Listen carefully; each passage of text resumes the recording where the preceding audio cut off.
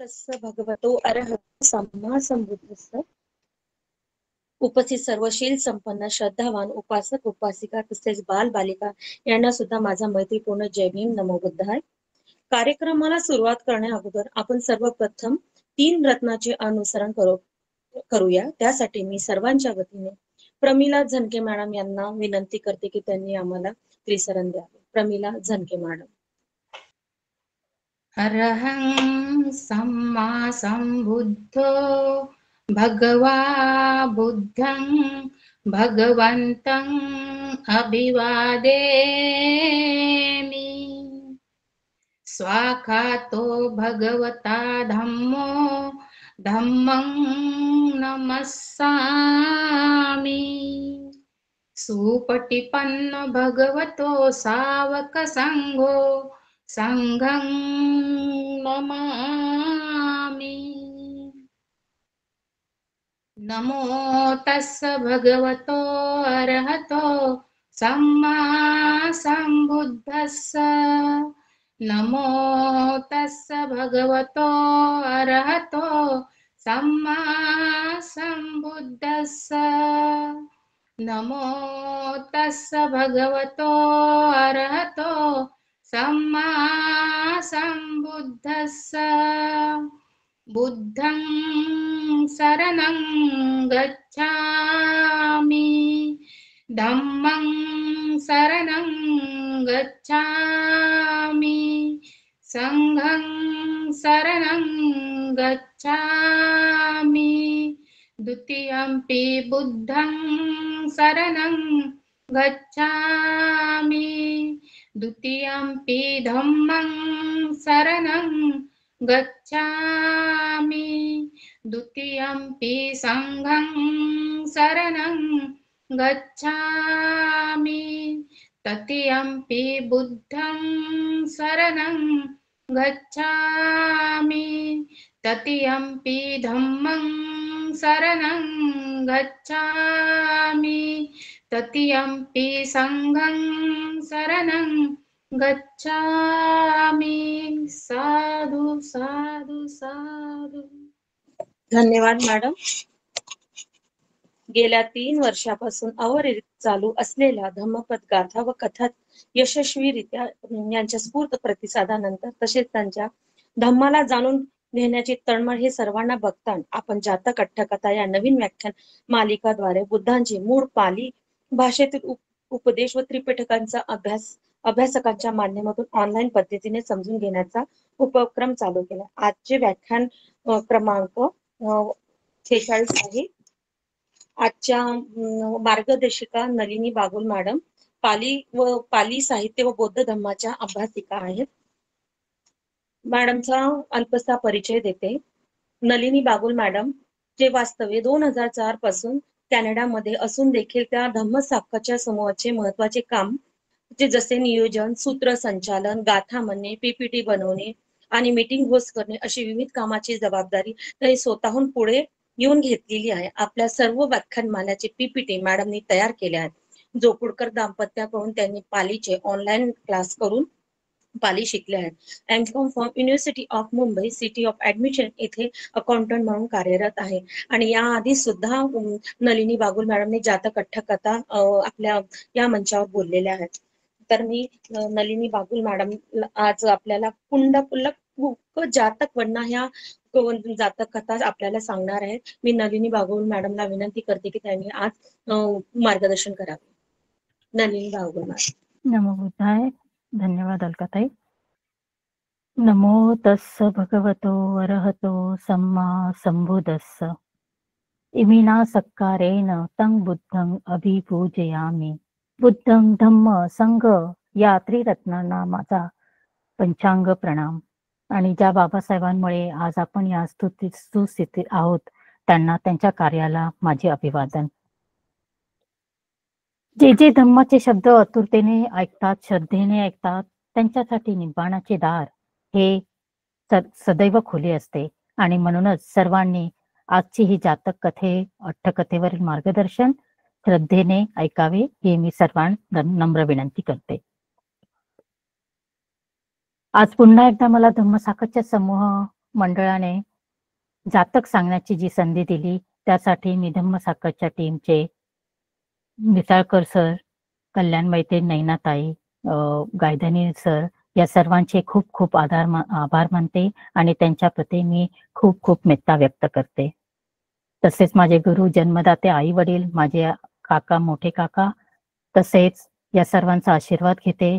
माझ्या आई समान सासूबाई, माझे पती या सर्वांचा पाठिंबामुळे मी आज हे जातक कथा घेण्यासाठी मी त्यांचा पाठिंबा मिळतोय.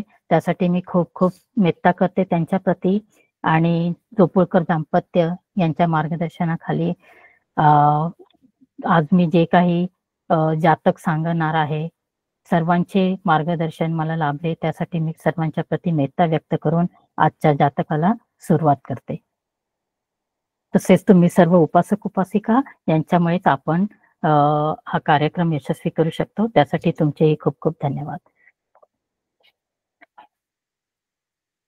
आणि आजची जातक कथा आहे कुंडक पूव जातक वर्णना. आज ही जातक कथा ही आहे दानावर आणि धम्मसाखरच्या समूह मुंबई यांच्यातर्फे आज मी सर्वांना, सर्व उपासक उपासिका यांनी जे काही दान म्यानमार भूकंपग्रस्त निधी जो आपण जमा केला आहे, ज्यांनी अगदी मनापासून त्यांच्या छान चित्ताने जे काही दान केले आहे त्यासाठी मी सर्वांचे खूप खूप अगदी मनापासून धम्मसाखरच्या तर्फे आभार मानते आणि त्याचे पुण्य, त्याचे मेरिट्स तुम्हालाही तेवढेच मिळतील अशी सदिच्छा व्यक्त करून कुंडक पूव जातक वर्णनाला सुरुवात करते की जी ही कथा ही दानाबद्दलच आहे आणि मी खूप भाग्यवान समजते की आज मला ही कथा सांगण्याची संधी धम्मसाखरच्याने दिली. आपण सुरू करूया. यत्थनो पुरिसो होती ती इदं सत्था सावथ्य विहरंतो महादुग्गतं आरभ कथेसी. म्हणजे काय तर ही गाथा शास्त्यांनी श्रावस्तीमध्ये राहत असताना एका दरिद्री मनुष्याच्या संदर्भामध्ये ही गोष्ट सांगितली आहे. सावथ्य कदाची एकमेव कुलं बुद्धपमुखस्य भिक्खुसंघस्य दानं देती. कदाची तिनीक चत्तारी एकतो हुत्वा, कदाची गणबंधनेन, कदाची विधिसभागेन, कदाची सकल नगरं छंदकं संहरित्वा. म्हणजे काय तर त्यावेळी श्रावस्तीत कधी एक कुटुंब द्या किंवा एक परिवार बुद्ध प्रमुख असलेल्या भिक्षू संघाला दान द्यायचे, तर कधी 3 किंवा 4 कुटुंब परिवार एकत्र येऊन दान द्यायचे, तर कधी काही लोक एकत्र येऊन दान द्यायचे, काही एक समूह म्हणून एकत्र येऊन दान द्यायचे, तर कधी काही आळीतले सारे लोक एकवटून दान द्यायचे, तर कधी संपूर्ण नगर दान द्यायचे. सकल नगरं छंदकं संहरित्वा, किंवा एक संपूर्ण नगर एकजीव होऊन दान द्यायचे. तदापन विधी भत्तं नाम अहोसी. पण आत्ताच्या या प्रसंगी काय झालं तर एका आळीतले एका गल्लीमुळे त्याच्यातले त्या गल्लीतल्या लोकांनी, त्या आळीतल्या लोकांनी भोजनाचे आमंत्रण दिले होते. अथ मनुष्या बुद्ध पमुखस्य भिक्खु संघस्य यागो दत्वा खजकं आहरता ती आहंसू. म्हणजे काय तर त्या वेळाने त्या बुद्ध प्रमुख असलेल्या भिक्षू संघाला यागो म्हणजे आपण पेज म्हणतोय, भाताची खीर, तसं यागो म्हणूया आपण, तर ते देण्याचे त्यांनी ठरवले. पण किंवा खाजे, ह्या इथे खज्जक म्हणजे खाजे, काही स्वीट म्हणू, स्वीट मिठाई म्हणू, ते देण्याचे यांना ठरवले. नेक्स्ट स्लाइड ताई.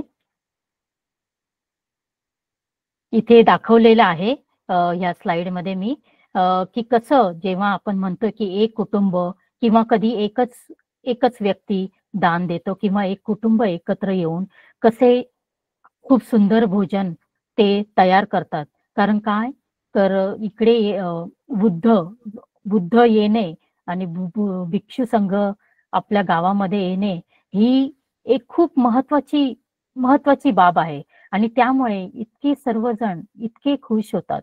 सर्वजण सगळे त्यांचे जेवढे परिश्रम असतील ते त्यांच्याकडे जे काही असेल त्याप्रमाणे ते हे जेवण सर्व बनवतात, पेज बनवतात असं इथे दाखवलेलं आहे.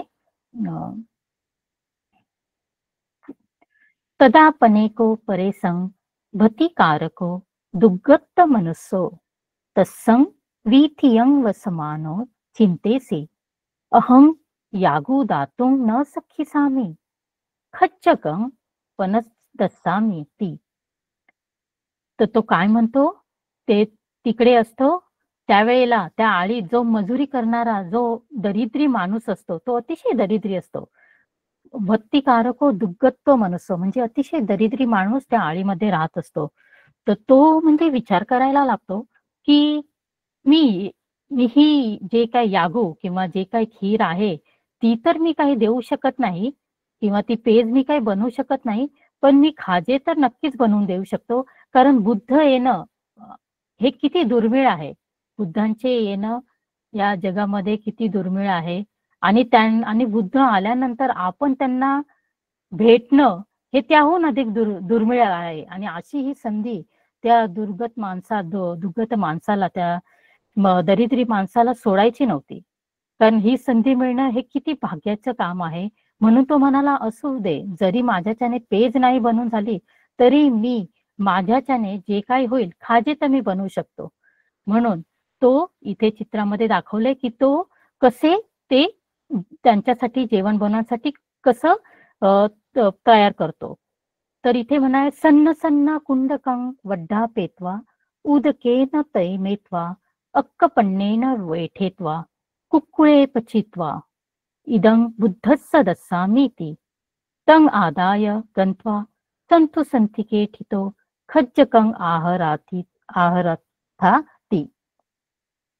मग ते काय होतं, मग ते काय करतो, आता त्याच्याकडे तर एवढं जे काही अन्न बनवण्यासाठी पेज किंवा ते खाजे बनवण्यासाठी जे काही सामान लागणार होतं ते तर नव्हतं, पण त्याच्याकडे जे काही होतं की आता इथे तर त्यांनी सांगितलं की बारीक कणी म्हणतो, जसं तुकडा तांदूळ वगैरे असं आपण म्हणतो ना, बारीक तांदूळ, कणीचा तांदूळ. तर तो म्हणजे कसं खालच्या दर्जाचं थोडंसं आहे. त्याप्रमाणे त्याने ते त्याने त्याच्याकडे जे होतं ते त्याने काय केलं, बारीक कणी त्याने ती घेतली. त्याला काय केलं, पाखडलं. इथे शब्द आलेला आहे पाखडलं. एकच दस्सामी सन्न सन्न कुंडकं पड्डाती, म्हणजे ते त्याने पाखडलं आणि त्या पाण्यात भिजवून त्याने त्याचा कोंड्याचा गोळा बनवला. आणि त्या कोंड्याच्या गोळ्याने त्याने काय केलं, त्या रुईच्या पानावर तो छानरित्या त्याचा बनवून केक सारखं बनवून त्याने त्या पानावर गुंडाळून निखाऱ्यावर त्याने तो शेकला. आता एवढं त्याच्याकडे हे नव्हतं की बाई तेल घेऊन तो ते सगळं तळेल किंवा काय, तर त्याने त्याच्या कुवतीप्रमाणे किंवा तसं त्याप्रमाणे त्याने पानात गुंडाळून त्याने निखाऱ्यावर शेकला. आणि तो तयार झाल्यानंतर हा मी बुद्धांना देईल, इदं बुद्धस्स दस्सामी, हा मी जो काही बनवला आहे तो मी हा पुआ जो काही कणकेपासून बनवलाय तो बुद्धांना देईल. आणि असं म्हणून त्याने तो विचार केला आणि तो शास्त्रांपुढे जाऊन उभा राहिला. सत्त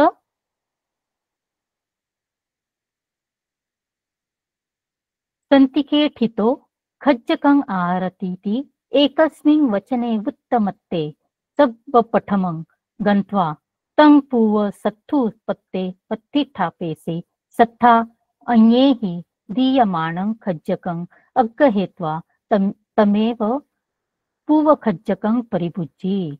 मग काय म्हणतो, जसा तो जेव्हा तो म्हणेल बुद्धाला दिला असं तो म्हणत होता. आणि जसे तो शास्त्रापुढे जाऊन उभा राहिला आणि जसे त्या तिकडे असणाऱ्यांनी म्हणजे जसं अनाऊन्स केलं किंवा त्यांनी जेव्हा सांगितलं की खाजे द्या, खाजे द्या, खाजे वाढा, असे जेव्हा लोकांना पहिल्यांदा बोलले आणि सर्वात प्रथम सर्वांच्या आधी तो स्वतः आधी गेला आणि त्याने त्या पुआ शास्त्रांच्या पात्रामध्ये वाढला. शास्त्रांनी इतरांचे जे दिलेले खाजे होते त्यांनी ते न स्वीकारता त्यांनी ह्याने दिलेलाच तो पुवा खाल्ला.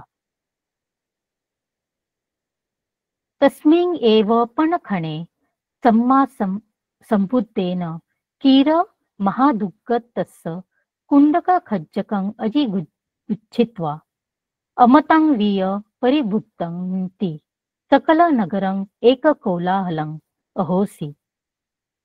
राज राज महामत्तदयो अंतमसो दिवारिके उपादाय सब्बेव सन्निपत्तित्वा संथारं वन्दित्वा महादुग्गतं उपसंखमित्वा हन्दभो संत सतं गहेत्वा द्वे सतानि गहेत्वा पंचसतानि गहेत्वा अम्माकं पत्तिं देहीति वदिन्सु. सो सत्थारं पटिपुच्छित्वा जानिस्सामीति सत्थु संतिकं गंत्वा तमत्थं आरोचेसी. तर काय झालं?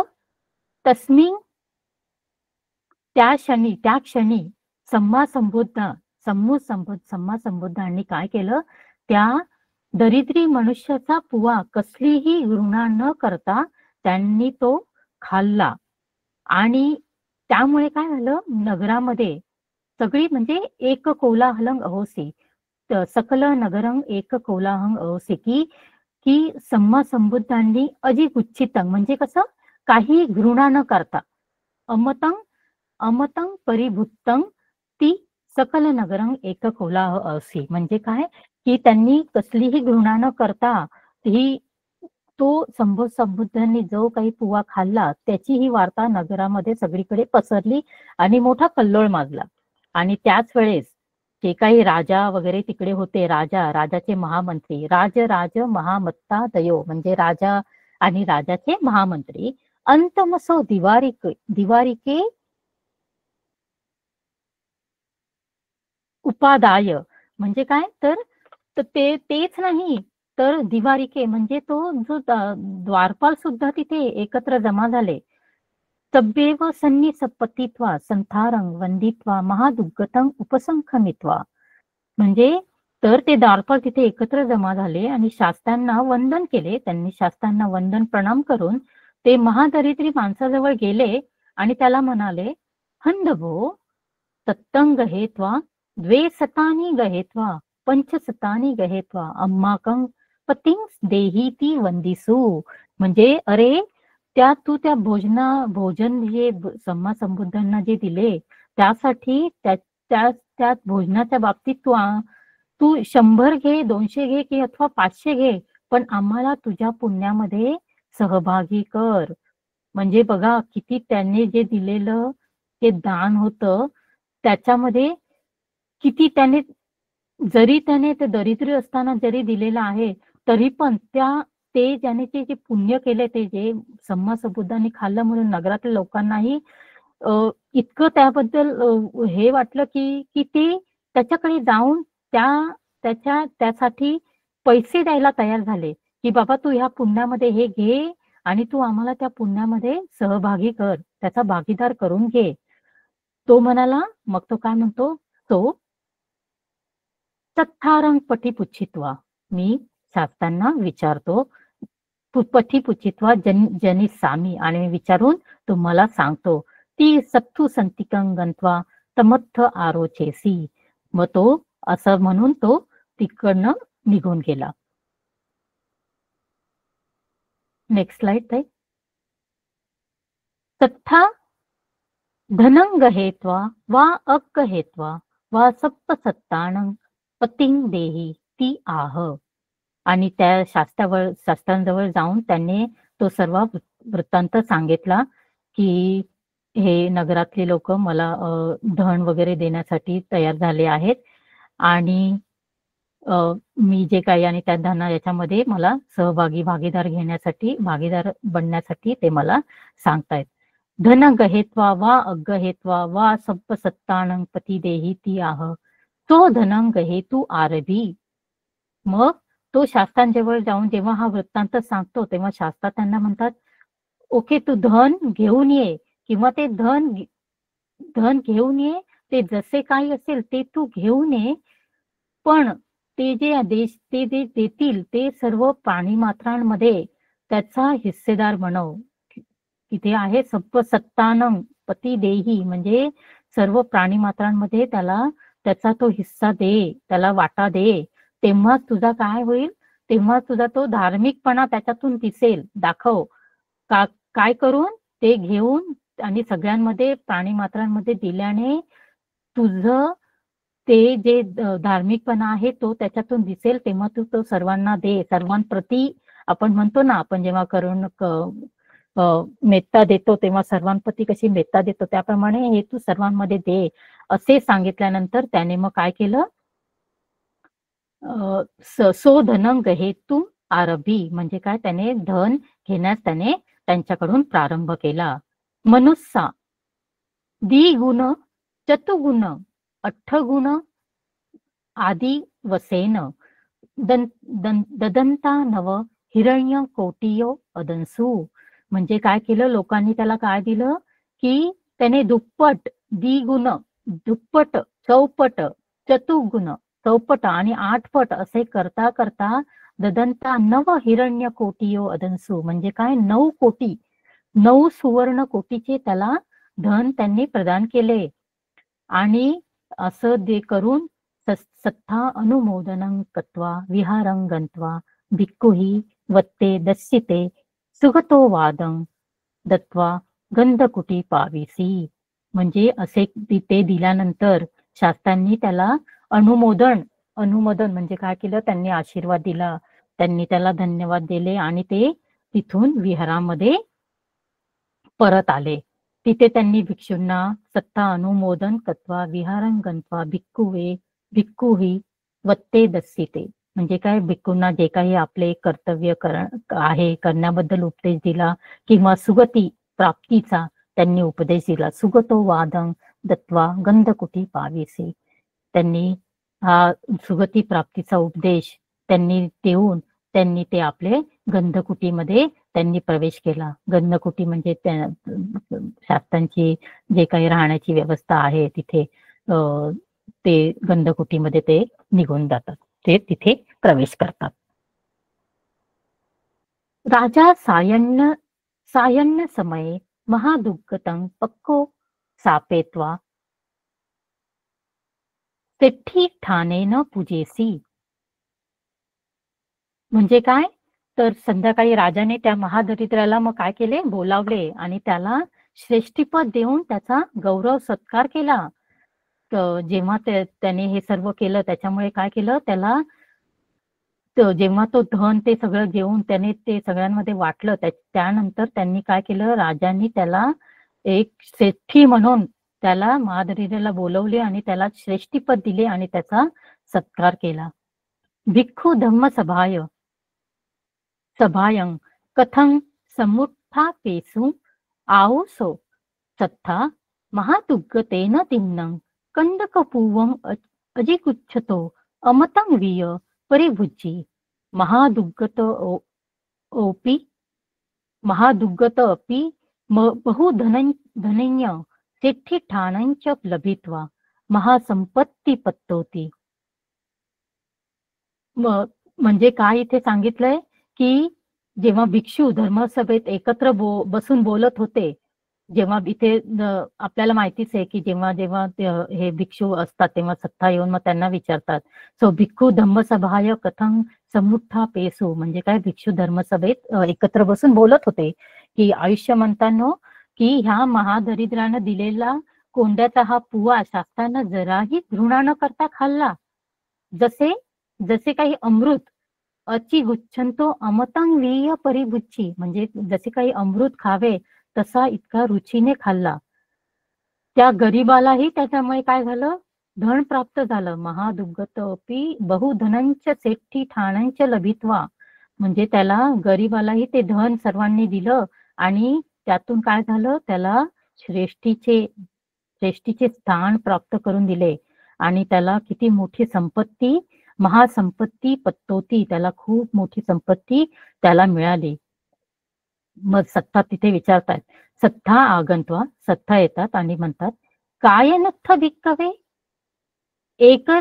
कायनुत्थ भिक्कवे इदा इदा इदानेव मया अचिगुच्छन्तैस तेन तस्य कुण्डकपुवोपरि भुक्तो पुब्बेबि रुक्खदेवताय हुत्वा परिभुत्तो एव तदापि च एस मं निस्साय सेठ्ठिठानं अलथेवाती वत्वा अतितं आहरी. म्हणजे काय होतं, मग तो सर्व जेव्हा ते सांगतात तेव्हा शास्ता म्हणतात, भिक्षूंनो, आत्ताच काही त्या कोंड्याचा पुवा घृणानं दाखवता मी खाल्ला असे नाही, तर पूर्वी देखील इमाय नामाती हुत्ते. मग ते असं म्हणतात, न भिक्कवे इदानेव मया अचिगुच्छन्तेन तस्य कुंडक पुवो परिभुत्तो.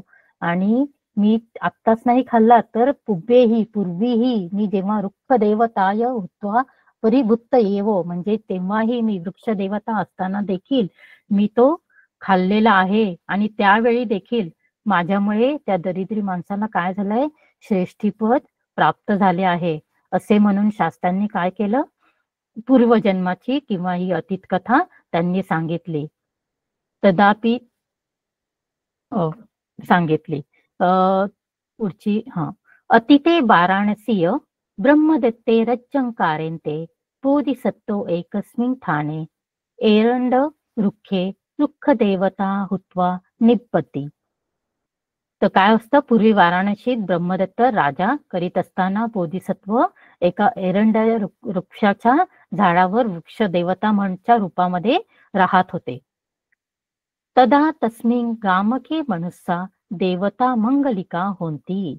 म्हणजे त्यावेळी खेडेगावातली माणसं काय म्हणजे काय त्यावेळेला देवतांना वगैरे असे मानत होते, राईट, नवस करत होते किंवा त्यांचा त्यावर देवतांवर विश्वास दाखवायचे किंवा त्याची पूजा करायचे, असं इथे सांगितलं आहे.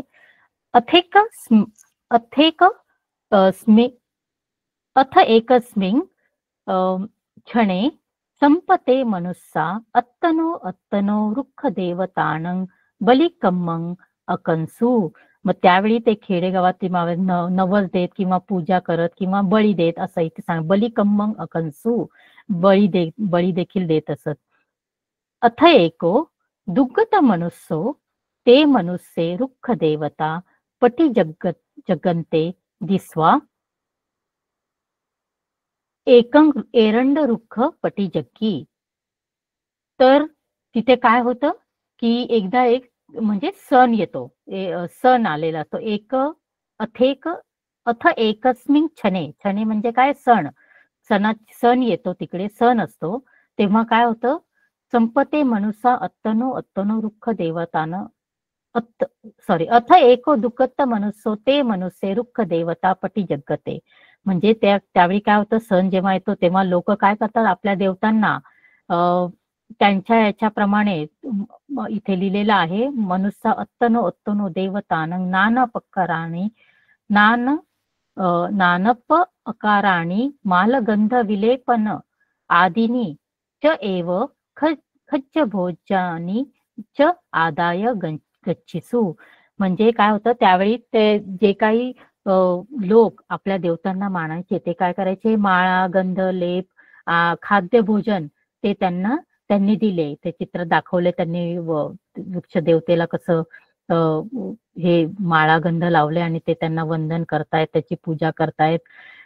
असे त्याने जेव्हा तो दरिद्री माणूस जेव्हा बघतो तेव्हा काय करतो, तोही एरंडाची त्यांनी तो पूजा करतो. आणि बाकीच्या माणसांनी आपल्या देवतांना चांगले असे सुंदर असे दिव्य भोजन जे दिलेले आहे ते अर्पण करतात. आणि हा तिथेच दरिद्री माणूस तिथेच उभा राहतो. पुढे काय होतं, सोपण कुंडक पुवच एव उळुखेन च उदकं आदाय गंत्वा एरंड रुक्षस्य अविदुरे ठत्वा चिंतेसी देवता नाम दिव्य खज्जकानी खादन्ति मयं देवता इमं कुंडकपुवं न खादिष्यति किं इमं अकारेणेन नासेमि अहमेव न खादिष्यामीति ततोव निवत्ती. पण काय होतं, तो दरिद्री माणूस तो म्हणतो, ह्या लोकांनी सर्वांनी त्यांना एवढं सुंदर दिव्य भोजन दिलेलं आहे आणि मी तर एक तुकड्या तांदळाचे, कणीचे, जे काही कोंड्याचे जे पुवे बनवले आहेत आणि त्या त्या मातीच्या खापरात ते पाणी त्याने तो तेवढे बरोबर घेतले आणि ते काय करतो, त्याला उकळून त्याने ते काय एरंडाच्या झाडावर जाऊन तो विचार करू लागतो, की देव एवढे चांगले पक्वान्न खातायत, त्यांना सगळे लोक एवढे छान चांगले चुंगले पक्वान्न देतात, ते खातात, ते माझी देवता हे कोंड्याचे पुवे खातील का? आणि खाणार नाही असं तो म्हणतो, की मयंग देवता इमं कुंद कुपो न खादित सती किंग इमं कारणेन नासेमी. तर हे एवढं सगळं चांगलं चांगलं जेवण असल्यानंतर ही वृक्ष देवता माझे हे कोंड्याचे पुवे कसे खातील? तेव्हा तिला देऊन मी काय करू, काय त्याचा उपयोग काय, कशाला व्यर्थ करू मी नासामी, कशाला मी नासे मी ना कशाला व्यर्थ करू? मग म्हणून मग काय अहम एवं न खादी सामिती ततोव निवती. मग तो काय करतो, मीच खाल्लेले बरे असा तो तो पुरत विचार करायला लागतो आणि मग तो तिथून निघून येतो. म्हणजे फक्त तो विचार करतो की मीच खाल्लेले बरे असा तो त्याचा फक्त त्याच्या मनामध्ये तो विचार येतो. कारण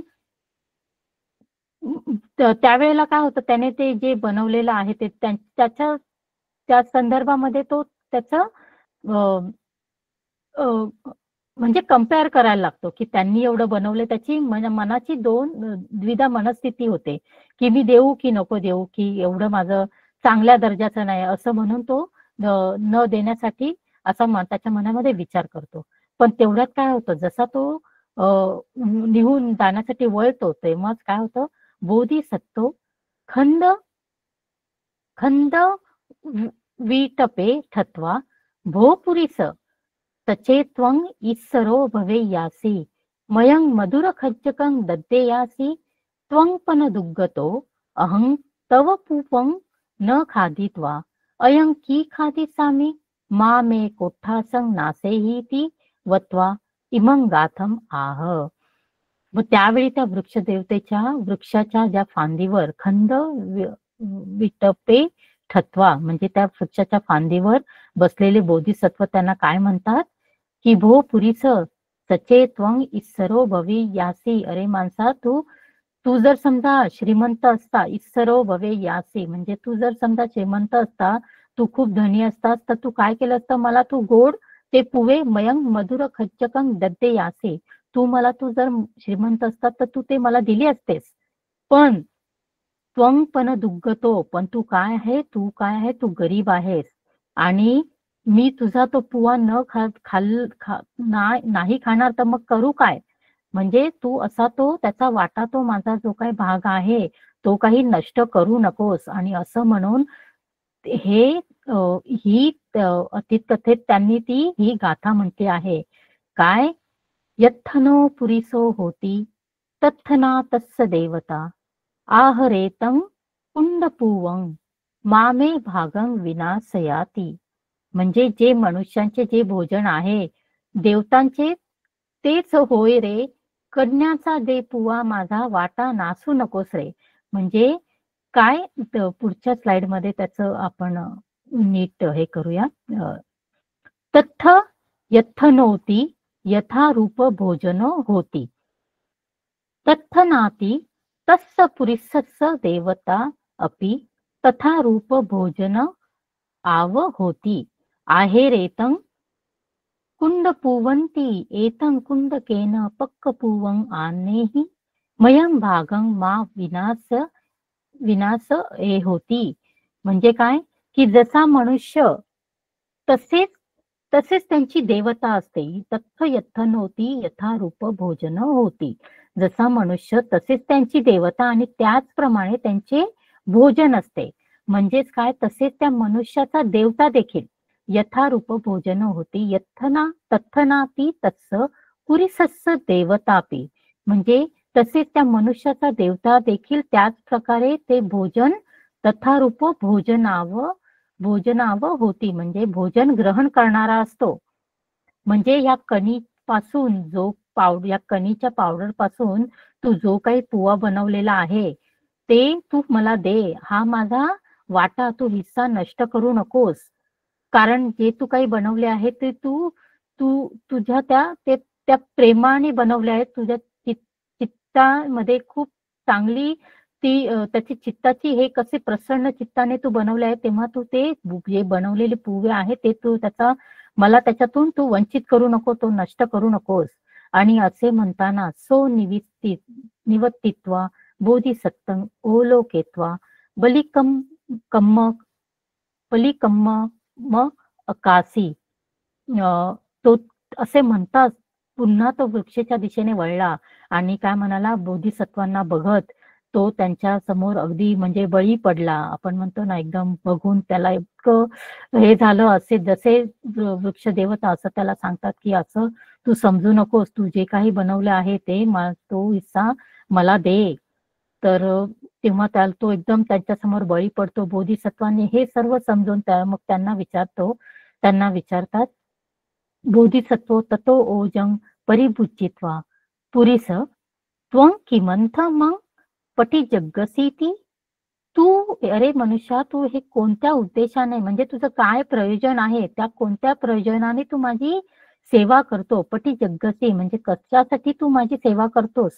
तर तो म्हणतो, दुग्गतो मी सामी, म्हणजे स्वामी मी दरिद्री आहे आणि माझी अशी आहे, तंग निस्साय दुगत्त भावतो मुच्चित्त कामताय पटी जग्गामीती. आणि माझी अशी इच्छा आहे की या दरिद्रीतून मला मुक्त व्हायचे आहे. मुच्चितू कामताय, मला या दरिद्रीतून मुक्त व्हायचे आहे, म्हणून मी तुमची सेवा करीत आहे. असे तो त्यांना बोधिसत्वांना तो तिकडे सांगतो, जेव्हा ते विचारतात तेव्हा. भो पुरीस मा चिंतई तया कतयुस्स कत वेदिनो पूजा कथा इमं एरण्यं परिक्षिपित्वा निधी कुंभियो गिवाय गिवं आहच्च ठिता. म्हणजे हे पुरुषा, आता मनुष्या तू काय आता चिंता करू नकोस. कारण काय, तया कतयुस्स कत वेदिनो पूजा कथा, म्हणजे तू आता कोणतीही चिंता न करता तू जी काही कृतज्ञ होऊन जी काही सेवा केली आहेस, कतवेदिनो पूजा कथा इमं एरंड परिक्षिपित्वा निधी कुंभियो गिवाय गिवं आहच्च ठिता. म्हणजे हे काही तू जे काही कृतज्ञ होऊन जी काही सेवा केली आहेस, ते कृतज्ञ आणि तुझे हे उपकार हे कधीच न विसरणारे आहेत. हे न विसरणारे तू उपकार केले आहेत, ते कधीच कोणी विसरू शकत नाही. आणि या एरंड परिपक्वित्वा, ह्या एरंडच्या वृक्षाच्या बाजूला निधी कुंभियो गिवाय, जे काही आजूबाजूला काठोकाठ, म्हणजे निधी कुंभियो गिवाय म्हणजे अगदी काठोकाठ धनाने भरलेले हंडे पुरून ठेवलेले आहेत. इथे दाखवले आहेत धनाचे कसे हंडे पुरून ठेवलेले आहेत ते बघा. तू तर काय कर, त्या एरंडाच्या आजूबाजूला हंडे जे आहेत ते काय कर, त्वं रंयो आची खित्वा सकटेही धनं आहरा पेत्वा राजगणे रासिंकारेही. तर तू काय कर, तू त्या राजाला सांगून त्यांच्या काही बैलगाड्यांमध्ये सकटेही, बैलगाड्यात ते सर्व धन राजवाड्यात त्यांना न्यायला लाव आणि राजाच्या अंगणात त्याच्या अशा राशी घाल. इथे लिहिलंय राशी कार्य, राशी आपण म्हणतो ना धान्याची राशी करा किंवा त्याच. राजा ते तुस्सित्वा सेफ्टी ठाणं दस्सती ती वत्वा बोधिसत्व अंतरधायी. मग काय होतं, ते राजवाड्यात त्यांना घेऊन हे धन, म्हणजे हे वृक्ष बोधिसत्व त्याला काय सांगतात, आता काय कर, तू काही चिंता करू नकोस, तू हे काय कर, आता हे जे काही मिळालेलं धन आहे हे तू ह्या झाडाच्या पाठी जे काही धन आहे ते तू घे आणि राजाकडे घेऊन जा आणि राजवाड्यात त्यांना घेऊन जा आणि त्या राजांना, आणि असं करून राजा संतुष्ट मग त्याच्यावर होऊन त्यांना काय करतो, तुला श्रेष्ठीपद देईल असं बोधिसत्व त्यांना दरिद्राला मनुष्याला सांगतात की राजा संतुष्ट होईल आणि त्यातून तुला ते श्रेष्ठीपद ते देतील. आणि असे बोलून इतिसो बोधिसत्वं निस्साय महासंपत्तीत्यं पत्वा यथा कम्मं गतो. मग ते काय करतो, जसं राजा ते तुस्सिता सेठी ठाण दसती, म्हणजे त्या माणसाने ज्याप्रमाणे त्या ज्यांनी बोधिसत्वांनी सांगितलं त्याप्रमाणे तो करतो आणि राजा त्यांना श्रेष्ठीपद तेव्हा तिथे त्याने दिले. त्याप्रमाणे बोधिसत्वाने त्याला महासंपत्ती पण मिळाली आणि तो काय झालं, तो कर्माप्रमाणे त्याच्या यथा कम्मं गतो, म्हणजे काय, त्याच्या कर्माप्रमाणे तो गती पावला.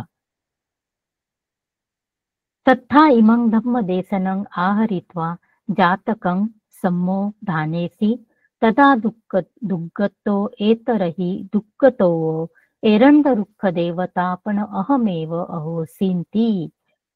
मग काय, शास्त्रांनी ही धर्मदेशना सगळं प्रस्तुत करून काय सांगितलं, जातकाची संबोधन, जातकाची फोड करून काय सांगितलं की त्यावेळी जो दरिद्र मनुष्य होता तो ह्यावेळीही दरिद्रीच आहे, पण एरंड वृक्ष देवता कोण होतो, तो मात्र मीच होतो, असे म्हणून ते त्यांचे या गाथेचं संबोधन करून, गाथेची फोड करून ते त्यांना ती ही अतीत कथा सांगतात. असे होऊन हे कुंडकपू व जातक ही इथेच संपते. आता आपण या कथेतून काय काय समजलो आणि काय आपण त्याच्यातून आपण अनालिसिस कसं करायचं हे जेव्हा आपण करतो, तर मी जेव्हा वाचत होते तेव्हा मला बरेचसे संदर्भ मिळाले. याआधीही आपल्या या धम्मसाकाच्या मंचावर बरेचसे दानावर कित्येक सर्व मार्गदर्शकांनी आपल्याला खूप सारे जेव्हा म्हणजे कोणत्या गाथा दानाच्या संबंधित आल्या, सर्व मार्गदर्शकांनी अतिशय सुंदररित्या दानाचे महत्व कसे आहे ते सांगितले आहे. तेव्हा तुम्ही म्हणजे दानाबद्दलचे हे सर्व धम्मपद अट्टकथेमध्ये देखील किती रेफरन्स आले आहे ते जाऊन पुन्हा एकदा रेफर करा. आज गेल्यानंतर, आज माझं कथा झाल्यानंतर पुन्हा एकदा रेफर करा. मी दोन तीन संदर्भ दिलेले आहेत. तर पहिला संदर्भ म्हणजे आत्ताच रिसेंटली मिसाळकर सरांनीच ही जातक घेतली होती. खंद कारिकम, आय थिंक 40वी नंबरची जातक आहे. खादीर अंगार जातक. खादीर अंगार जातक ही सरांनी जातक घेतली होती आणि त्या जातक मध्ये अनाथ पिंडकांबद्दल सांगितलं आहे की अनाथ पिंडक कसे म्हणजे ते जेतवन हे करतात, दानामध्ये देतात किंवा त्यांचं रोजचं त्यांचे जेव्हा ते चांगल्या स्थितीत असतात तेव्हा ते 500 भिक्खूंना रोजचे भोजनदान द्यायचे. तेव्हा हे पण त्यावेळेला त्यांची परिस्थिती खूप छान होती, पण जेव्हा त्यांची परिस्थिती खूप म्हणजे अगदी खराब झाली तेव्हा त्यांनी त्यांचा म्हणजे कसं जेवणाचा जशी परिस्थिती असते त्याप्रमाणे आपण आपल्या कुवतीप्रमाणे आपण बनवतो ना जेवण, तर त्याप्रमाणे त्याची परिस्थिती जरी खराब झाली होती तरी पण त्याने त्याचा जेवणाचा दर्जा घसरला होता, पण त्याने जे भोजन दान जे द्यायचे होते ते त्यांनी कमी केले नव्हते अनाथपिंडकांनी. ओके, तर माझा सांगण्याचा काय मुद्दा आहे म्हणजे जरी भोजनाचा जरी आपण दर्जा कमी झाला किंवा क्वालिटी कमी झाली असं म्हणू शकतो, तरी पण त्यांनी भोजनदान देण्यामध्ये कमतरता केली नाही. त्यामध्ये त्यांनी जे काही होते त्यांच्या कुवतीप्रमाणे ते त्यांनी अगदी प्रसन्न चित्ताने दिले.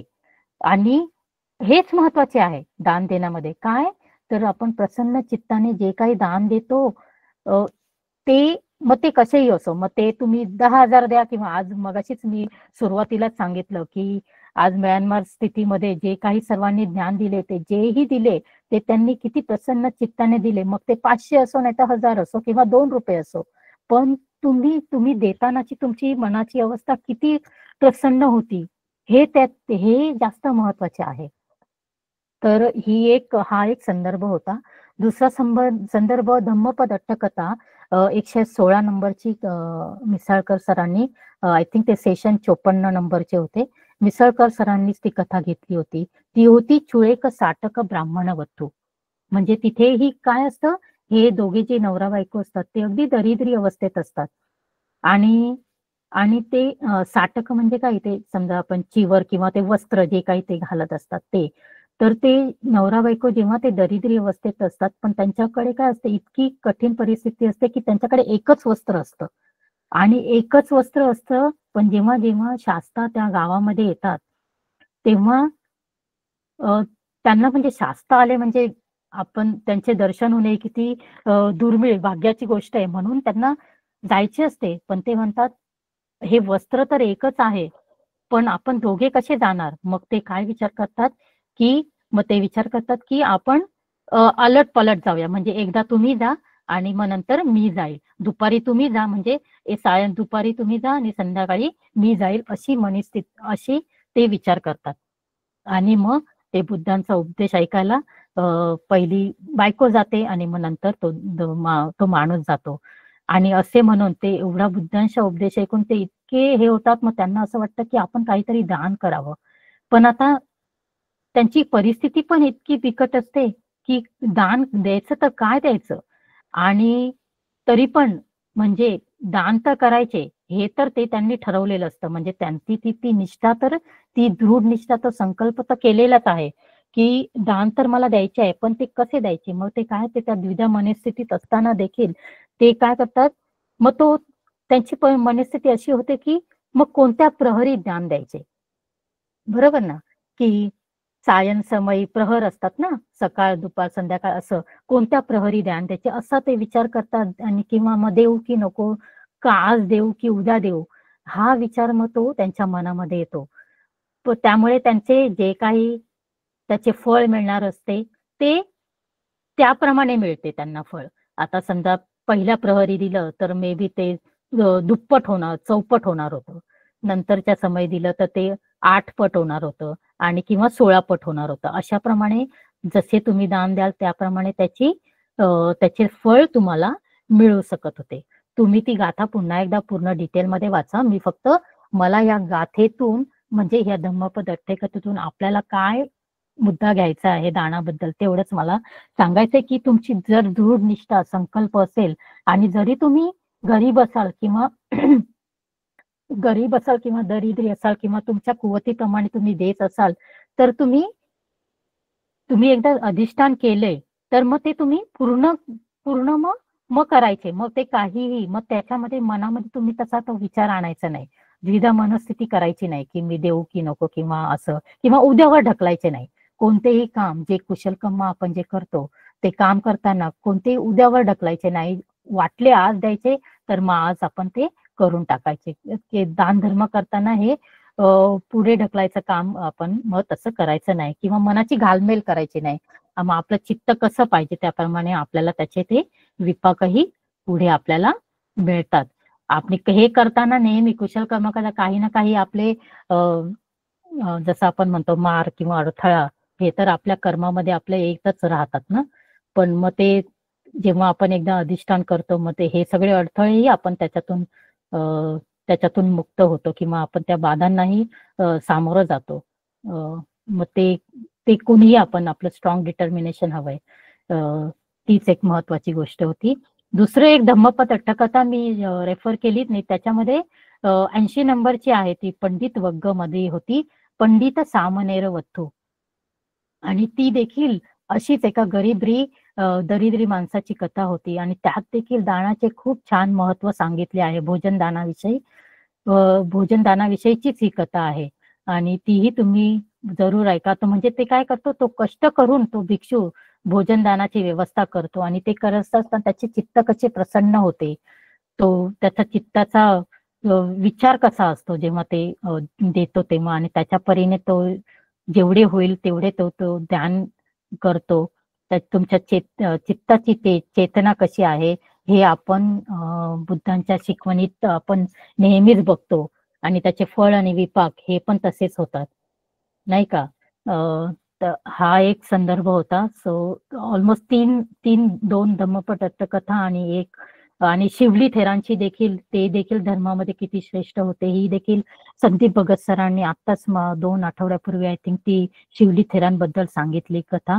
तीही खूप सुंदर कथा होती. त्यातही त्यांनी दानाबद्दल सांगितलेले आहे.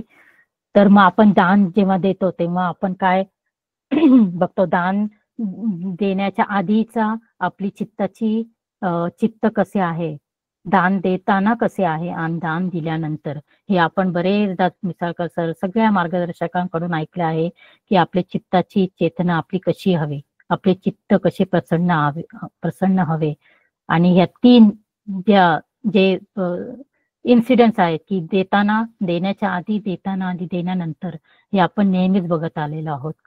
आता ह्या 2 गोष्टीतला जेव्हा फरक इथे असा आहे, तुम्ही जर कथा ऐकली असेल तर तुम्हाला जाणवला आहे की नाही माहिती नाही, पण मी तो फरक असा आहे की अतीत कथे आणि वर्तमान कथे तुम्ही म्हणाल की मग दोन्ही कथेमध्ये हा माणूस तर दरिद्रीच आहे, पण ह्या कथेतला फरक हा आहे की की जेव्हा अतीत कथेमध्ये जेव्हा तो पुवा बनवतो, तो दरिद्रीच आहे. दोन्ही कथेमध्ये आपण बघितलं त्याच्या संबोधनामध्ये की दोन्ही कथेमध्ये तो दरिद्रीच आहे. पण अतीत कथेमध्ये त्याच्या मनामध्ये काय असतं, त्याच्या मनामध्ये त्याचे द्विधा मनस्थिती त्याची होते. त्याच्या मनामध्ये काय विचार होतो की हे जे आपण मगाशी पाहिलं की वृक्ष देवतेला कसे ते लोक सर्व सुंदर दिव्य भोजन देतात. आपण मगाशी नाही का बघितलं की दिव्य भोजन देतात आहे ना, तर त्याच्यामध्ये मनामध्ये म्हणजे ती विचार येतो की ते वृक्ष देवतेला इतकं ते चांगले चांगले खाद्य पदार्थ मिळतात, आणि जेव्हा मी ह्या तुकड्या तांदळापासून जे भोजनदान देणार आहे ते ते ते वृक्ष देवता कसे खातील. म्हणजे त्याच्या मनामध्ये त्याने त्याच्या स्वतःच्या जे दान देणार आहे त्याला ते तुच्छ लेखले आहे. त्याने ते स्वतः तुच्छ लेखले, त्याच्या मनामध्ये तो विचार आला. हे झालं अतीत कथेचं. ओके, त्याच्या मनामध्ये ते तुच्छ लेख. पण जेव्हा वृक्ष देवता जेव्हा त्याला झाडाच्या फांदीवर बसून जेव्हा सांगते की नको, तू बाबा जो काही पुवा तू तुझ्या कुवतीनुसार, तुझ्या याच्यानुसार तू जरी बनवला आहे, जरी तो कणीच्या तांदळाचा जरी पुवा आहे, तरी पण तू जो बनवला आहे तो तू मला दे. आणि हे बोलून जेव्हा तो प्रसन्न होतो आणि त्याला इतकं म्हणजे बरं वाटतं की त्यांनी वृक्ष देवतेने त्याला सांगितलं. आणि हे सांगितल्यानंतर आपण वर्तमान कथेमध्ये जेव्हा वर्तमान कथेमध्ये बघतो तेव्हा वर्तमान कथेमध्ये काय होतं, त्याच्या मनामध्ये जराही शंका नसते. आणि हे का होतं, कारण अतीत कथेमध्ये त्याला ते सांगितलं जातं वृक्ष देवतांनी की ही तू तुझं मनस्थित करू नको, तू जे काही दान देतो त्याचे मूल्य करू नकोस, किंवा तुझ्या जे भोजनदान देणार आहे त्याला तुच्छ लेखू नकोस. जे काही तू मनापासून देणार आहे ते दिव्यच आहे. असं समजू नको की जे श्रीमंत लोकांनी दिलेले ते श्रीमंत चांगलं आहे आणि तू दिलेलं, तू तुझ्या कुवतीनुसार दिलेलं आहे ते चांगलं आहे. पण वर्तमान कथेमध्ये काय होतं, त्याच्या मनामध्ये जराही शंका नसते. बघा, जेव्हा ते बुद्ध जेव्हा येतात नगरामध्ये तेव्हा तो एकही शंका मनामध्ये न करता तो जसं होईल त्याप्रमाणे ते त्याच्या मनामध्ये ती एवढी चांगली भावना उत्पन्न होते. आणि तो जे काही खाजा बनवतो त्याच्यापासून, जे काही पुवा बनवतो त्या कणीपासून, उकळत्या पाण्यामध्ये न तेल, पाण्यामध्ये झाडाच्या पानामध्ये त्या पानामध्ये फोल्ड करून जो काही तो पेस्ट्री टाईप जे काही बनवतो केक, तो देतो. पण त्यावेळेला त्याच्या मनामध्ये कोणतीही द्विधा मनस्थिती नसते. त्याच्या मनामध्ये ते तसं काही येत नाही, कारण त्याला पूर्वीचं ते आठवतं की कसं आपल्याला सांगितलं होतं की तू ह्याला असं तुच्छ लेखायचं नाही जे काही आपण बनवतो ते. म्हणून त्यांनी जेव्हा ते अनाऊन्स करतात की खाजा द्या, सर्वात प्रथम कोण जातं, दरिद्र मनुष्य जातो. कारण तो तिथे जाऊन तो जातो आणि पहिला तो पुवा देतो. किंवा त्यावेळेला त्याच्या मनाची अवस्था इतकी चांगली असते, प्रसन्न चित्ताने तो देतो.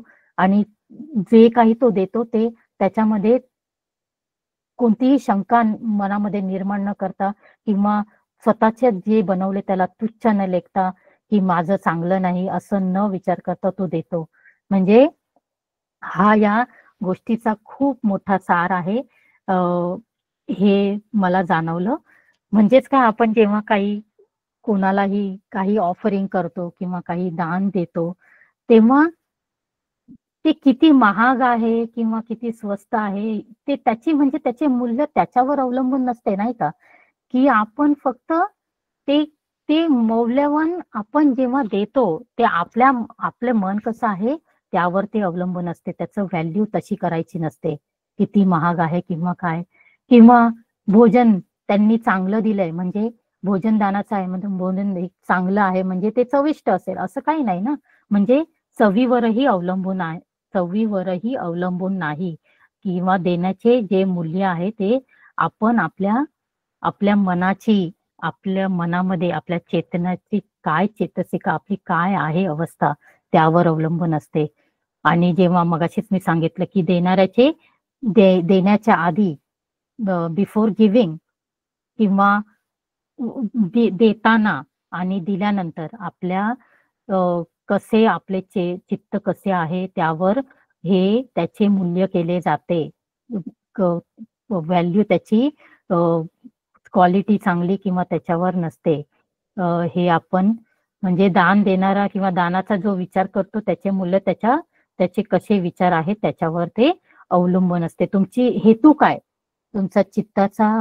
तुमची चित्ताची शुद्धता कशी आहे, तुमचा देतानाचा हेतू काय आहे हे सगळ्यात महत्वाचे आहे. म्हणजे त्यामध्ये तुम्ही काही मोबदल्याची भावना नाही ना अपेक्षा करत त्याच्यातून की बाबा हे दिल्याने मला त्याचा काही मोबदला मिळेल. नाही, ते नाही करत. तुम्हाला जे विपाक आहे, तुम्ही जे दान दिलंय त्याचे विपाक ते तुम्हाला मिळणारच. कधी आज नाही तर उद्या कोणत्याही याच्यात. पण ज्या क्षणी आपण देतो त्या क्षणी आपण तसा मोबदल्याचा विचार आपण कधीही करत नाही. आणि हेही खूप मला जाणवले. पुन्हा एकदा दुसरी एक महत्वाची गोष्ट म्हणजे जेव्हा बोधिसत्व त्याला सांगतात की ह्या झाडाच्या पाठी हे काय सोन्याचे जे काही हंडे आहेत ते तू राजाला नेऊन दे. म्हणजे त्यावेळेला तर प्रथाच होती त्यावेळेला की राजांनाच द्यायचे जे काही. पण यातून त्याचं काय दिसतं, त्याची प्रामाणिकता म्हणजे काय की महत्वाची गोष्ट काय याच्यातून प्रकर्षाने जाणवते ती म्हणजे की त्याचा निस्वार्थीपणा, प्रामाणिकता. कारण ते काय करतात ते आणि राईट चॉईस. बोधिसत्व त्याला काय सांगतात की तू हे जे धन आहे ते स्वतःसाठी नको ठेवू. स्वतःसाठी ठेव असं सांगितलंच नाही ना त्यांनी. त्यांनी काय सांगितलं की तू हे घे आणि राजाला नेऊन दे. म्हणजेच यातून आपल्याला खूप हे करतो की राईट चॉईस आपण रोजच्या जीवनातही आपल्याला असे बरेच प्रसंग येतात की जेणेकरून आपण कशी राईट चॉईस करायची. कोणतीही गोष्ट करताना आपण कसं आपली नीती, आपले शील कसे आपण व्यवस्थित ठेवायचे तेही याच्यातून आपल्याला कळतं. कारण जर समजा त्याने तो दरिद्री होता, जर समजा त्याने ते खजिना आपल्या सोबतच ठेवला असता तर तो तात्काळ फक्त थोड्या काळासाठी तो मे बी श्रीमंत झाला असता किंवा तात्काळ संपत्ती त्याला मिळाली असती. परंतु तो खजिना त्यांनी बोधिसत्वांकडे दिला त्यामुळे त्याने काय केली, एक एक त्याचा फायदा त्याचा काय झाला पूर्ण पुढच्या आयुष्यासाठी त्याला झाला. काय झाला, तो अल्पावधीचा फायदा नाही तर तो त्याला पूर्ण आयुष्यासाठी की जेणेकरून त्याला श्रेष्ठीचे पद मिळाले, नाही का, खजिनदार आपण म्हणू शकतो. ते त्याला पद मिळाले. राजांनी त्याला छान कोषाध्यक्ष केले आणि त्यातून मग नंतर त्याला जे काही त्यांनी बोलले की ते सगळं धन त्याला दिलं ह्या लोकांनी. त्याच्यामुळे तो हे झाला. पण ते काय झालं दीर्घकालीन. हे झालं आपण जर हे झालं दीर्घकालीन त्याचा जो फायदा त्याला जर झाला तो अगदी दीर्घ. पण ह्याच्यामध्ये मेन तर आपण राईट चॉईस कशी करायची, आपण कसे दरिद्र व्यक्ती आपण कसे पुण्य घेऊ शकतो ते त्याच्यातून दिसतंय. प्रामाणिकता त्याची दिसते. हे इथे आलेलं आहे. आणि आपण त्याचे म्हणजे कसं हे जे सगळं करताना त्याची चित्ताची तसे चेंज होत जाते, नाही का. पहिले त्याच्या अतीत कथेमध्ये त्याला चित्ताची भावना त्याची द्विधा मनस्थिती असते, पण वर्तमान कथेत त्याचे चित्त अगदी छान म्हणजे असं चेंज होत गेलं. आणि ह्या वेळेला देताना त्याने कसलीही मनामध्ये भावना उत्पन्न करतात जे काही त्याच्याकडे होतं ते त्याने कुशल कर्म त्याने केले आणि त्याचे विपाक त्याप्रमाणे त्याला मिळाले. असे हे माझे अनालिसिस होतं. गाथेमधून तुम्हाला ही कथाच फक्त नाही तर त्यातून भरपूर मुद्दे आपण समजून घेऊ शकतो. त्याच्यातून तुम्हाला काही त्याच्यातलं काही समजलं असेल तर नक्की शेअर करा. असे बोलून मी माझे आजचे व्याख्यान संपवते आणि सर्वांच्या प्रती मेत्ता व्यक्त करते. आज जे काही मला पुण्य मिळाले आहे ते मी सर्वांच्या प्रती प्रदान करते. थँक्यू. धन्यवाद. साधू साधू साधू. खूपच सुंदर नलिनी मॅडम, तुम्ही आजचं कुंडपूवक जातक समजावून सांगितलं आणि त्यासोबत तुम्ही धम्मपद अठ्ठकथा बद्दल पण रेफरन्स दिले आणि आणि आजच्या दानाबद्दल पण म्यानमारच्या दानाबद्दल जे सांगितलं ते पण तुम्ही याच्यामध्ये ऍड केले. आणि खरं जे सुरुवातीला तुम्ही कथेच्या सुरुवातीला सांगितलं की एक परिवार म्हणून दान देत होते, एक 3-4 परिवार मिळून दान देत होते, एका नगरातले लोक दान देत होते किंवा गण किंवा कधी आडीचे लोक. तर मला इथे असं ऍड करावं वाटतं, थोडंसं सांगावंच वाटतं. मला जे असं वाटलं की म्यानमारसाठी जे दान केलं तर आपलं दान दिलं आपण, ते आपल्या ग्रुपनी सगळ्यांनी एकत्र येऊन दान दिलं. मला हे तुम्ही सांगितल्यावर हे लगेच असं लक्षात आलं आणि हे जुळलं ते त्यावेळेच जरी असेल पण हा रेफरन्स इथे जुळतो आणि कुठेतरी आपल्या खूपच. कथांचा कुठेतरी आपल्याला हे झालेलं आणि श्रद्धेने सगळ्यांनी लवकर दान दिलं त्याच्याबद्दल मी त्यांचे सगळ्यांचे धन्यवाद हे करते. आणि ज्या धन्यवाद. तुम्ही धर्मकथा अनाथ पिंडकाचे सांगितलं त्यांचं तर खूप महादान होतं. विशाखा माताचं सुद्धा होतं आणि एक पुष्प वग्गामध्ये माड्याचं होतं, तो राजाला फुलं देऊ की भगवंताला फुलं देऊ, तर तो मग तो फुलं देतो आणि स्वतःच म्हणतो की मी जिंकलो म्हणजे त्याने हो. त्याच्या चित्ताला कंट्रोल केलं आणि लगेच ते तुम्ही जे सांगितलं की क्षणिक लगेच चांगला कुशल विचार आला की लगेच दान दिलं पाहिजे आणि जे काही कुशल विचार केले की लगेच त्याच्यावर वर्क केलं पाहिजे. चित्त कसं लगेच बदलून जातं, नाही आता उद्या देईल आणि नंतर मध्ये आताच माझं कशाला देऊ, झालं ना काम. पण ते कुशल चित्ताने लगेच ताबडतोब द्यायचं आणि देण्याच्या आधी सुद्धा चित्त प्रसन्न चित्तेने द्यायचं आणि देणं झाल्यावर तेवढंच प्रसन्न चित्ताने दिलं तर ते खूप असं फलदायी होतं. हा मी स्वतः पण खूपदा अनुभव घेतलेला आहे. दान खूप छान आहे. त्याच्यात आपण ती पुण्यानुबंध मध्ये एक गाथा पण होतो, दानांतू सद्धाय शील रखंतु सबता, भावना भरती होंतु गंछंतु देवता गता. ही गाथा आपण नेहमी म्हणतो पण त्याचा हो. अर्थ कथेमध्ये आपल्याला इतका सुंदर सांगितलं ना तुम्ही, खूपच सुंदर सांगितला दानाबद्दल. आणि आजच्या ज्या व्याख्यानमालेला अनुसरून अगर कोणाचे प्रश्न असतील त्यांनी जरूर विचारावे. आता प्रश्न विचारायसाठी हा मंच खुला झालेला आहे. प्लीज सगळ्यांनी ज्यालाही प्रश्न असतील त्यांनी नलिनी मॅडमला आजच्या विषयाला धरून प्रश्न विचारा.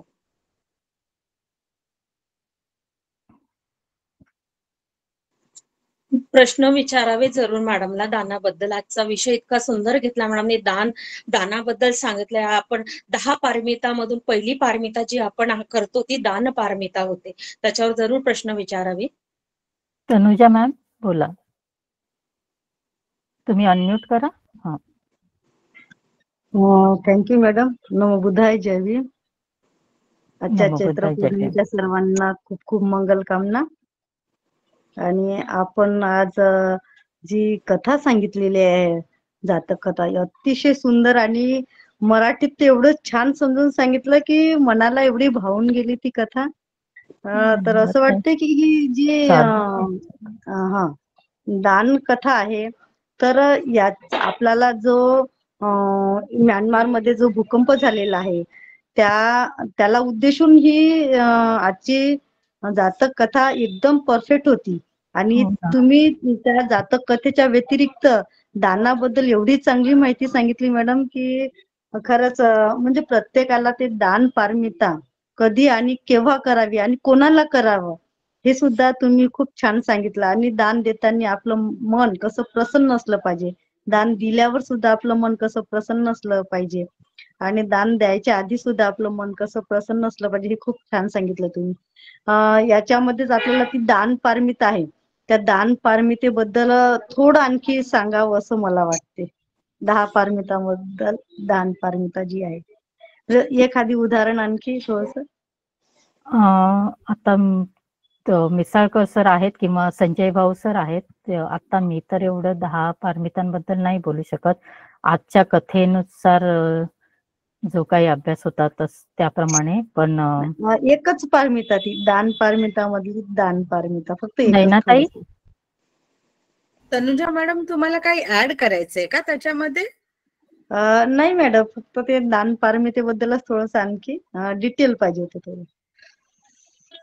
ओके ओके, चालेल.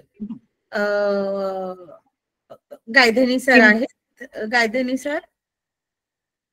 काही मिसाळकर सर आहेत ना, ते सांगतील ना. मग वाटल्यास काही असं वाटलं तर मग मी ऍड करू शकतो, किंवा दयानंद सर परमिशन देतील तर मी आधी बोलतो.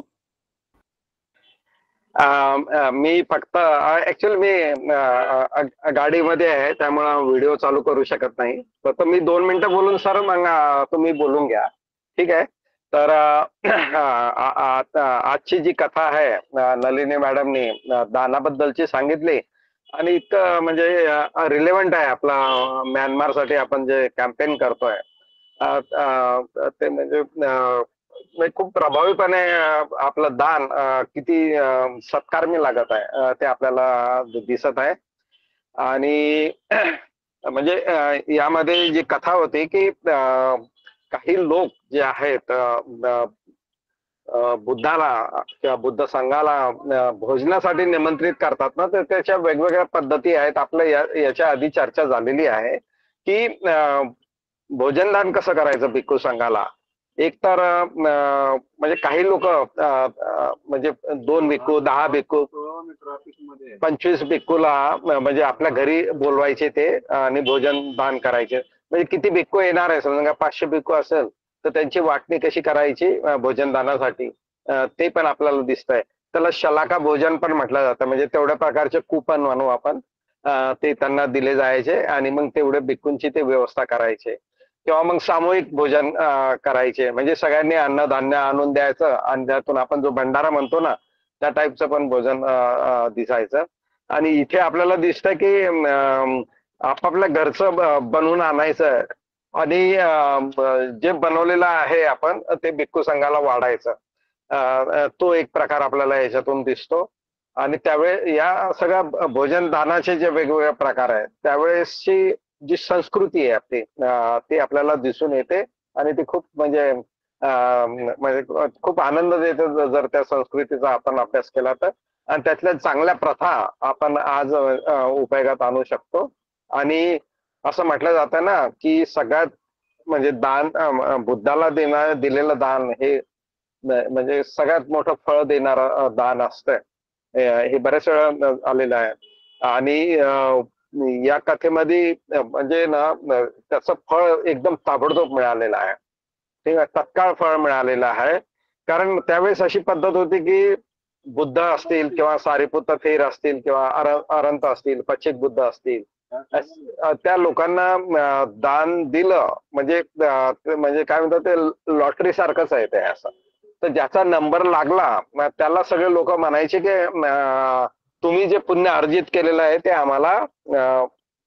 आम्हाला वितरित करा ते म्हणून, आणि त्याच्या बदल्यात आम्ही तुम्हाला पैसे देतो वगैरे वगैरे असे. तर अशा अनेक कथा म्हणजे धम्मपद अट्टकथामध्ये पण अशा अनेक कथा होऊन गेलेल्या आहेत. जातकामध्ये पण अशा अनेक कथा होऊन गेलेल्या आहेत. आणि भोजनदानाचं महत्व ते एक महत्वाचा विषय नलिनी मॅडमने खूप चांगल्या तऱ्हेनं समजून सांगितलेला आहे. आणि सगळ्यात महत्वाचं जे सांगितलं की म्हणजे दान करताना म्हणजे दान देण्यापूर्वी, दान देताना आणि दान दिल्यानंतर या तिन्ही अवस्थेत आपलं जे चित्त आहे ते प्रसन्न पाहिजे असतंय. म्हणजे पहिले देण्याच्या आधी देऊ की नको, देऊ की नको, मग दिल्यावर कमी देऊ की जास्त देऊ, आणि दिल्यानंतर त्याचा बरोबर उपयोग झाला असेल का नाही, अशा आपल्या मनाच्या कधी कधी डाऊट्स किंवा शंका निर्माण होतात. तर चित्त तसं नाही पाहिजे. प्रसन्न चित्तानं दिलेलं जे असतं ते मोठं दान आहे. म्हणून तुम्ही म्यानमारसाठी जे दान दिलेलं आहे, ज्या भिक्खूंना आपण कधी बघितलं नाही, ज्या भिक्खूंना कधी आपण म्हणजे माहिती नाही आपल्याला, आणि ते संकटात आहे, तो प्रदेश संकटात आहे, आणि त्यासाठी तुम्ही जे दान देता संकटकालीन जे आहे ना, तर ते नक्कीच महाविपाक देणार आहे, हे लक्षात ठेवा. आणि खरंच म्हणजे धम्मसाकाच्या परिवार हा एक मोठा मोठा परिवार झालेला आहे आणि तो कायमचा आहे. म्हणजे पूर्वजन्मी आपण नक्कीच सगळे एकत्र येऊन काम केलेलं असेल आणि त्याचाच विपाक आहे की आज म्हणजे एका आठवड्यात 1 लाखाचं दान झालेलं आहे आणि ते नक्कीच वाढेल. आणि आपण म्हणजे हा शनिवार जो आहे म्हणजे येणारा शनिवार तो आपला शेवटचा असेल आणि त्याच्यानंतर 2 दिवस म्हणजे रविवार आणि सोमवार नेक्स्ट पुढचा म्हणतो म्हणजे पुढचा शनिवार गेला आणि मग रविवार आणि सोमवार तो आपला शेवटचा दिवस असेल दान देण्याचा. मग आपण आपलं दान बंद करू कारण इतर ठिकाणाहूनही दान जात आहेत. तर आपण या प्लॅटफॉर्मचं आपण दान प्रक्रिया आपण पुढच्या मंगळवारी बंद करणार आहोत. या मंगळवारी नाही पुढच्या तरी. आपल्या मित्र परिवार जे कोणी नातेवाईक असेल ज्यांना या पुण्यामध्ये सहभागी व्हायचं असेल तर होऊ शकता. आपण ते तिथे थांबू. आणि त्याच अनुषंगानं नलिनी मॅडमने बुद्धाला दिलेलं दान त्या दरिद्री माणसाला किती मोठा विपाक देऊन गेलं ते आपल्याला कळलं. आणि लोक कसे त्यात सहभागी व्हायचे ते दान पुण्य वितरित करण्यासाठी कसे लोक पैसे खर्च करायचे ते आपल्याला दिसतंय. आणि तो दरिद्री माणूस श्रेष्ठी बनला. एवढं मोठं धन त्याच्याजवळ जमा झालं होतं. तर काय म्हणतात ना तत्काळ फळ मिळालेलं ते आपण इथे बघतो. आणि अतीत कथामध्ये जे सांगितलं की त्या ते वृक्ष देवतेला जे दान करायचं असतंय आणि तो दरिद्री माणूस एक साधं कणी भिजवलेलं काही बुवा बनवतो किंवा जे काही भोजन बनवतो आणि त्यालाच म्हणजे वाटतं हे देऊ की नाही. देवता तर खूप चांगलं दिव्य भोजन करणार असतात. मी माझं दान तर खूप म्हणजे कमी प्रतीचं आहे तर मी हे देऊ की नाही. त्यालाच बिचारायला इच्छा तर असते पण त्याला ती शंका उत्पन्न होते. पण बोधिसत्व नेहमीच सन्मार्ग सांगत असतात आणि ते म्हणतात की ते मला दे. तू असं मागे फिरू नको. ते मला चालेल किंवा त्याला त्या पुण्यात सहभागी करून घेण्यासाठी मग ते त्यांना गाथीच्या रूपात सांगतात. आणि याच दानाच्या संदर्भ बरेच म्हणजे आपला नलिनी मॅडमने बरेच दानाचे संदर्भ पण दिलेला आहे. ते खादीर अंगार जातक जे आहे 40 नंबरचं जे त्यांनी सांगितलं की अनाथ पिंडक म्हणजे सगळ्यांना माहिती आहे की श्रेष्ठी आहे पण त्यांची पण आर्थिक परिस्थिती काही कारणामुळे खालावलेली होती आणि त्यांचा दानाचा जो दर्जा होता भोजनाचा तो खाली गेला होता. पूर्वीसारखा नव्हता. त्यामुळे त्यांना मनाला तर खंत जाणवत होती त्याची. पण करणार काय परिस्थिती नव्हतीच तशी त्यांना अति उच्च प्रतीचं भोजन दान करण्याची. आणि जेव्हा ते बुद्धाकडे जातात बुद्ध त्यांना विचारतात काय तुझं दान वगैरे बरं व्यवस्थित चालू आहे का. तर ते म्हणतात की पहिल्यासारखं मी दान नाही देऊ शकत त्या क्वालिटीचं. म्हणजे थोडस कणी वगैरे असं तुटलेले तांदूळ वगैरे जे असतो ना त्या टाईपचं सेकंड क्वालिटीचं म्हणू आपण अन्न ते मी दान करतो. तेव्हा बुद्ध म्हणतात की अरे असं काही नसतंय. म्हणजे कोणतंही भोजन किंवा कोणतंही दान हे कनिष्ठ नसतंय श्रेष्ठ नसतंय. जे प्रसन्न चित्तानं जे दिलेलं दान असतंय ते सर्वश्रेष्ठ असतंय. त्याचं विपाक खूप जास्त मिळतात म्हणून ते श्रेष्ठ असतंय. आणि त्या अनाथ पिंडकाची समजूत घालतात. नंतर त्यांची आर्थिक परिस्थिती पुन्हा सुधारते अशी ती कथा होती.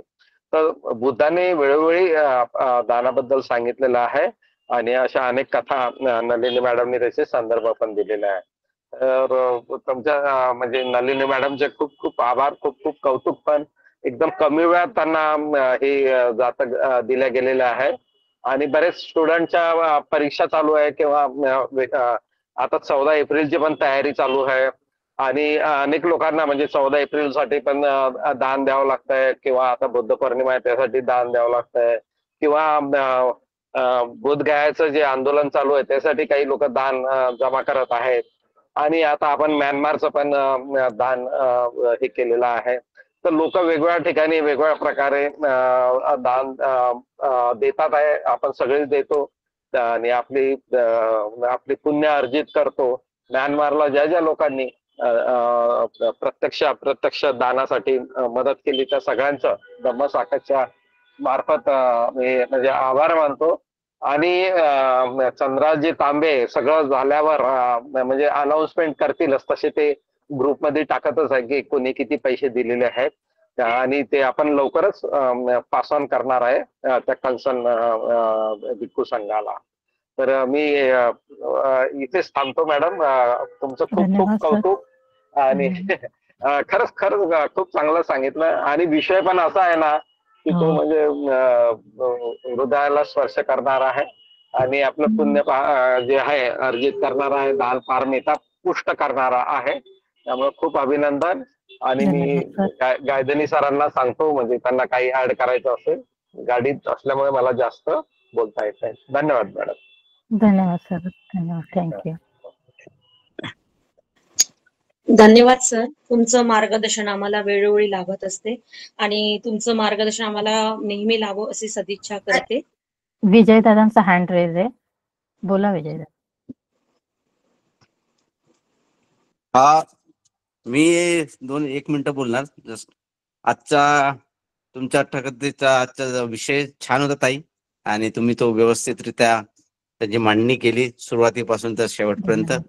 तर त्याबद्दल तुमचे खूप खूप धन्यवाद.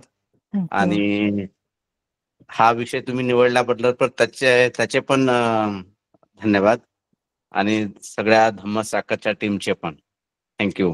धन्यवाद दादा. संजय गायधनी सर बोला, आपण आपल्याला बोलायचं होतं सर. नमो बुद्धाय. जय भीम सगळ्यांना. नमो बुद्धाय. जय भीम दादा. खूप छान नलिनी ताई तुम्ही आजचं व्याख्यान दिलं, आणि खूप योगायोग की आपल्याकडे एक वीक दीड पासून दानाची प्रक्रिया सुरू आहे, दान देण्याची. आणि त्याच वेळेस दानावरती खूप छान व्याख्यान तुम्ही आज घेतलं, आणि लोकांमध्ये दान द्यायची प्रवृत्ती पण खूप वाढलेली आहे असं मी समजू शकतो.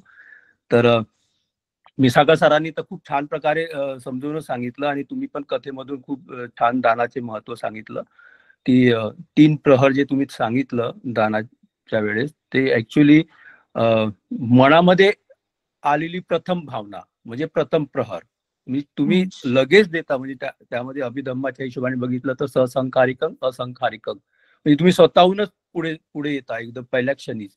तर अशा 3 स्टेजेस दाखवल्यात, आणि त्याचे विपाक पण दाखवलेले आहेत. की पहिल्या स्टेजमध्ये जर तुम्ही स्वतःहून एकदम पहिल्या स्टेपमध्येच तुम्ही दान करता, त्याचे विपाक 16 पटीने असतात.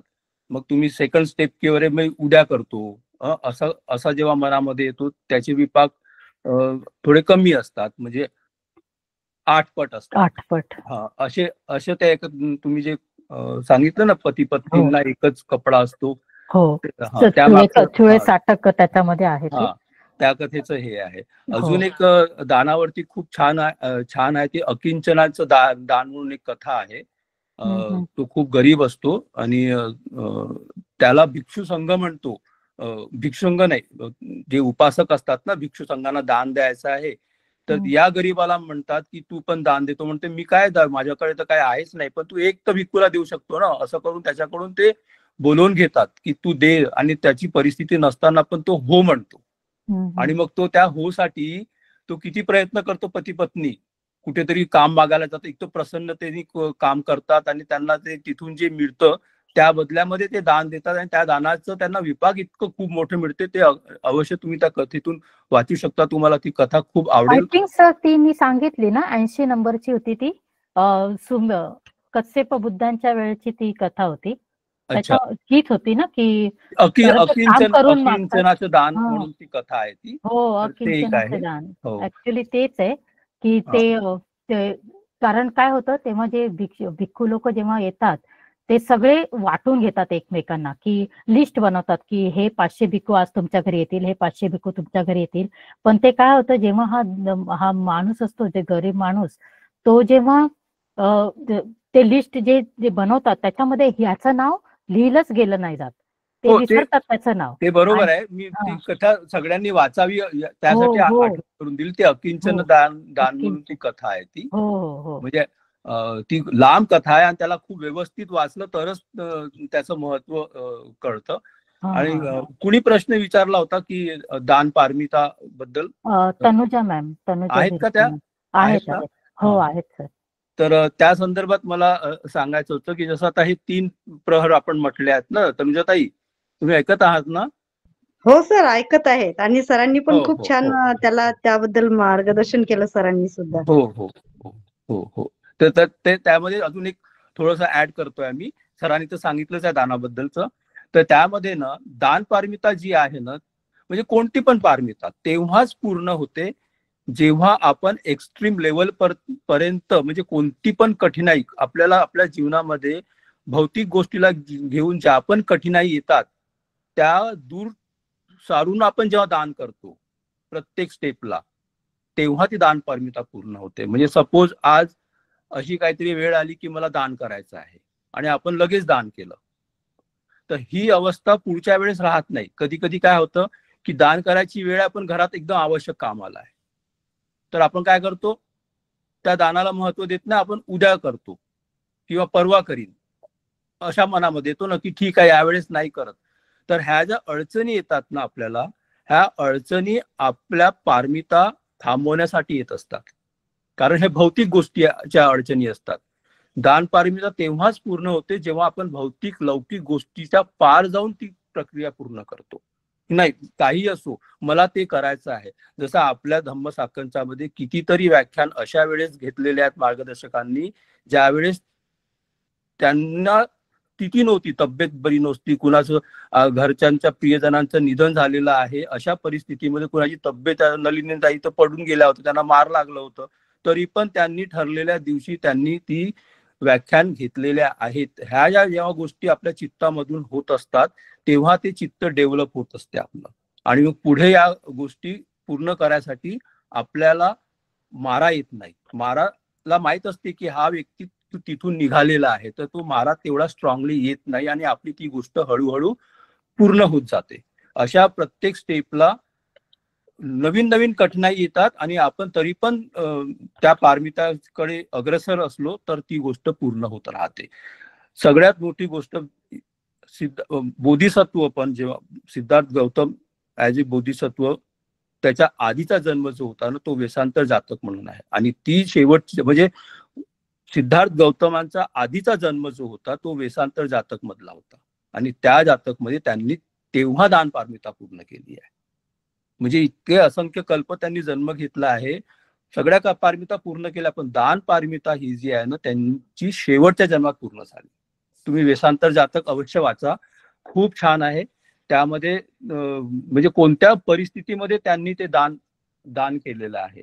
तर दान करताना किंवा कोणती पण पारमिता पूर्ण करताना आपल्याला खूप अडचणी येतात, पण आपण त्याला कसं मात करतो आणि पहिल्यांदा आपण बाकी सगळं सोडून ती पारमिता पूर्ण करण्यासाठी जेव्हा जेव्हा अग्रेसर होऊ तेव्हाच ती पारमिता आपली पूर्ण होत राहते. एक एक थेंबानी तो घडा भरत असतो असं म्हटलं गेलेलं आहे. पारमिता पूर्ण अशा एकदमच नाही होत, त्यासाठी खूप प्रयत्नशील राहावं लागतं, सतत प्रयत्नशील राहावं लागतं. प्रसंग पाहायचे असतात, म्हणजे असे प्रसंग येत नाही. जसं एखादा असा स्थळ आहे ज्या ठिकाणी भिक्खू संघ नाही आहे, तिथे कुणी धम्माचं काही कार्य होत नाही, जागा नाहीये, पुण्यखेतन नाहीये, तर तुम्ही पुण्य कुठे करणार? अशा लोक पण असतात की त्यांना पुण्य करायचं आहे पण जागा नाहीये.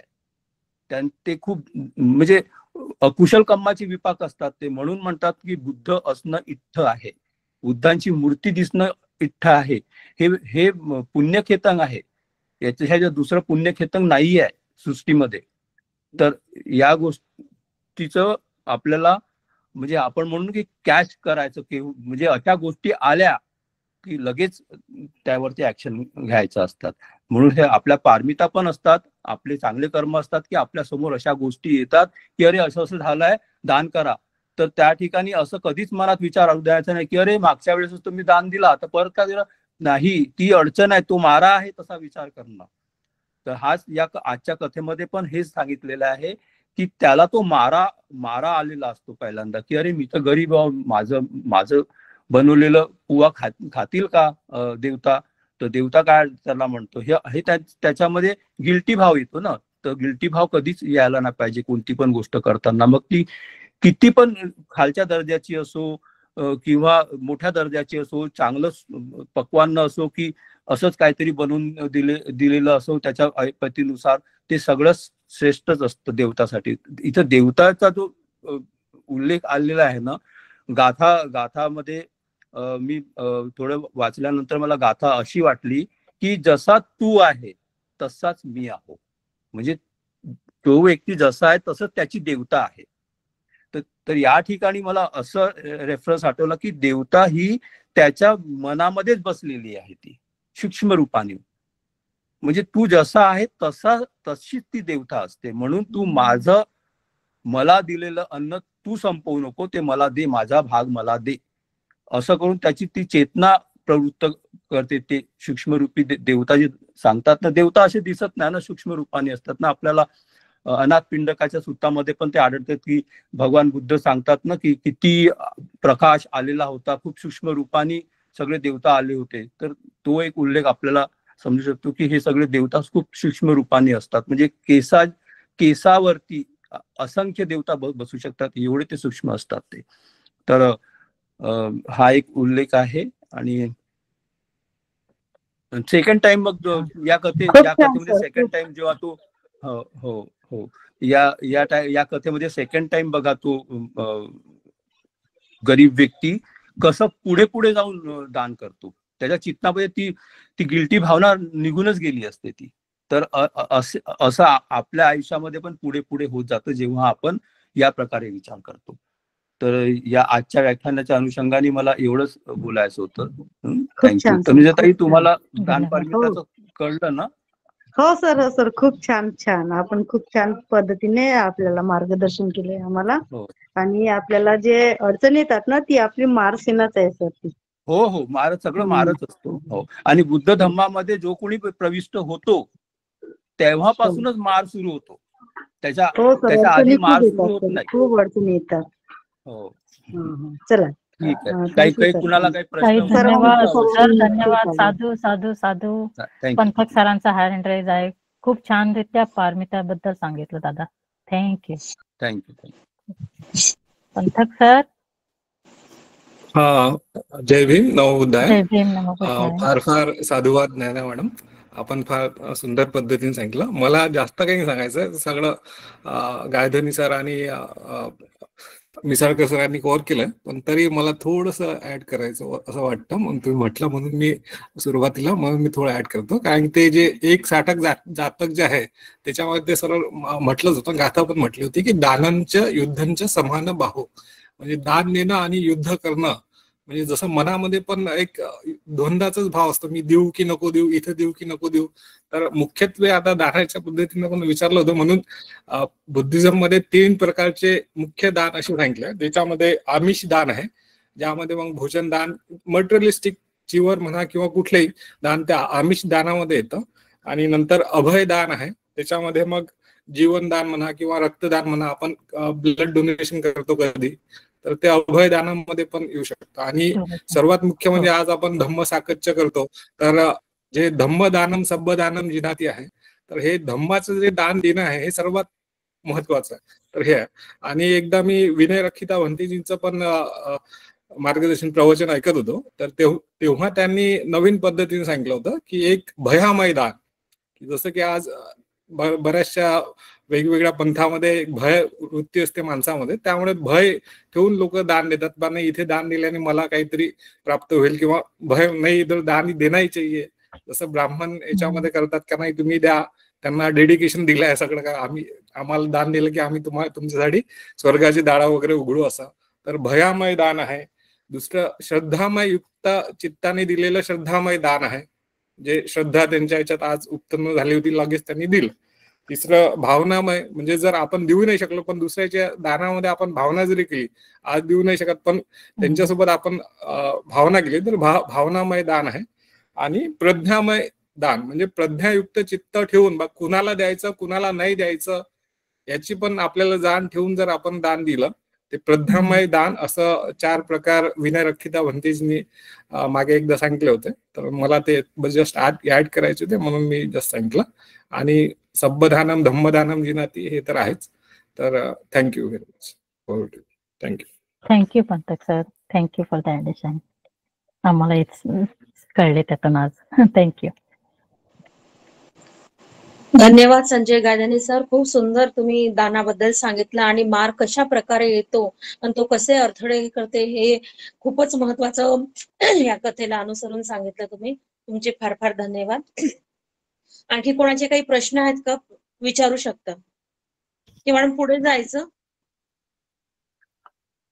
नाही येत ना आता कोणाचे प्रश्न. चालेल,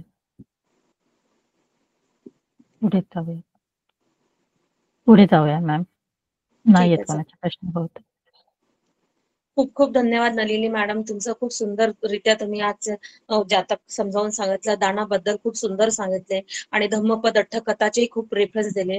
आणि मिसाळकर सरांनी खूप छान सांगितलं. भंडारा भोजन असते ते सलाका भोजन असते, अंकिंचन दान असते.